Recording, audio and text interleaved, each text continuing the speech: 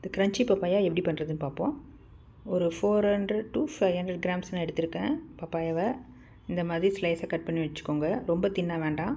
அப்புறம் ஒரு பாத்திரத்தில் தண்ணியை சூடு பண்ணிடலாம். ஃபஸ்ட்டு இந்தமாரி லைட்டாக சூடு ஆரம்பித்ததுக்கப்புறமே நம்ம இதை போட்டுடலாம்.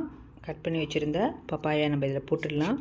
போட்டுட்டு இதை ஒரு 8 to 9 மினிட்ஸ் குறைஞ்சது, அதாவது 10 மினிட்ஸ்க்குள்ளே 7 to 8 மினிட்ஸ் அளவு நம்ம வேக விட்டுடலாம். சிம்மில் இருக்கணும் அடுப்பு. ஸோ இப்போ நல்லா வந்துடுச்சு. இதை வடிகட்டி வச்சிடலாம். நல்லா தண்ணி வடிகட்டி வச்சுருங்க.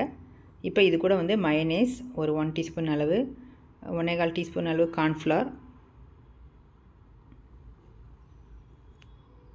அப்புறம் ஒரு 1/2 டீஸ்பூன் ஆயில், இதெல்லாம் மிக்ஸ் பண்ணிக்கலாம். மிக்ஸ் பண்ணதுக்கப்புறம் தேவையான அளவு ரெட் சில்லி பவுடர், மிளகாய்த்தூள், அப்புறம் உப்பு கொஞ்சம்,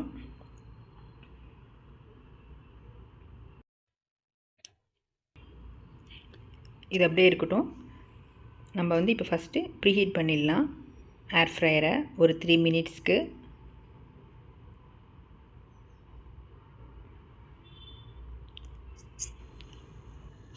இப்போ நம்ம மிக்ஸ் பண்ணி வச்சுருக்க பப்பாயா வந்து நம்ம இதில் வச்சிடலாம். இப்போ ஃபிஷ் மோடில் 160 டிகிரி செட் பண்ணிவிட்டு 15 மினிட்ஸ்க்கு நம்ம வச்சிடலாம். இப்போ இதை ஃப்ரை பண்ண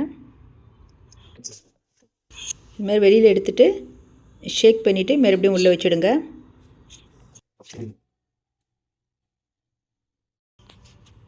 இப்போ நம்ம அதை எடுத்து பார்க்கலாம். பாருங்கள், ஓரளவு நல்லாவே ஃப்ரை ஆகிருக்கு. இப்போ நம்ம இதை மறுபடியும் வந்து ஒரு அதே மோட்லேயே ஒரு 150க்கு நம்ம ஒரு 8 மினிட்ஸு செட் பண்ணிடலாம். 150 டிகிரியில் ஒரு 8 மினிட்ஸ் செட் பண்ணிவிடுங்க. ரொம்ப நல்லாயிருக்கும். இது அப்படியே நீங்கள் ஸ்நாக்ஸ் மாதிரி சாப்பிட்லாம், சாதத்து கூட தொட்டுக்க மாதிரியும் வச்சு சாப்பிட்லாம். ரொம்ப ஹெல்த்தியான இது. ட்ரை பண்ணுங்கள். சப்ஸ்கிரைப் பண்ணாதவங்க என் சேனலை சப்ஸ்கிரைப் பண்ணுங்கள், லைக் பண்ணுங்கள், இந்த வீடியோவை ஷேர் பண்ணுங்கள் உங்களுக்கு தெரிஞ்சவங்களுக்கு. நல்லா வந்துச்சு பாருங்கள். க்ரன்ச்சியாக நம்மளோட பப்பாயா ஃப்ரை ரெடி ஆகிடுச்சு.